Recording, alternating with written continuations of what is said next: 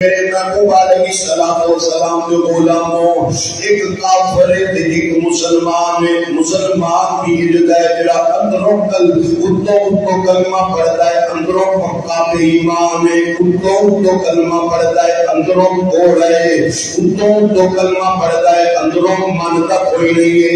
میرے محبوب علیہ السلام جو غلاموں دونوں کا جھگڑا پہ گیا ہے, لڑائی دونوں کی ہو گئی ہے.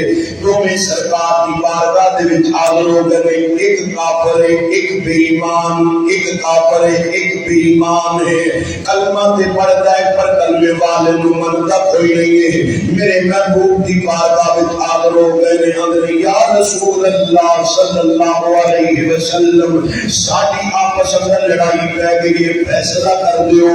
اس بارگاہ دے وچ آئے نے تے اپنا آوے تے انصاف ہوندا ہے, بیگانہ آوے انصاف ہوندا ہے, دشمن آوے انصاف ہوندا ہے, دوست آوے انصاف ہوندا ہے. اگر توجہ ہوئے تے میں رب العالمین نے قرآن نو پڑھنا 6واں پارہ ہے.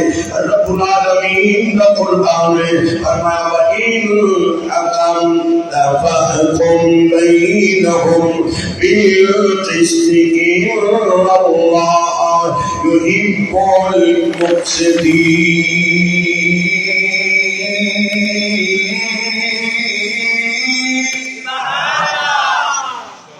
رب العالمین کا قرآن رب اپنے یاد کو پیا فرماتا ہے سونیا ربا سونیا بولوے رب اندر جتوں بھی کوئی تیری بارگاہ دے وچ حاضر ہوے فیصلہ کروان واسطے تساں انصاف تے مبنی فیصلہ کرنا ہے, کل دور نہ نکل جائے. میرے محبوب کی بارگاہ دے وچ مسلمان بھی آئے, کافر بھی آئے, سرکار کی بارگاہ دے وچ فیصلہ کروان واسطے. میرے محبوب نے دوواں دی گلاں سنیاں نے, دوواں دی گلاں سن کر کے آقا علیہ السلام نے کافر تے حق وچ فیصلہ فرما دیتا ہے.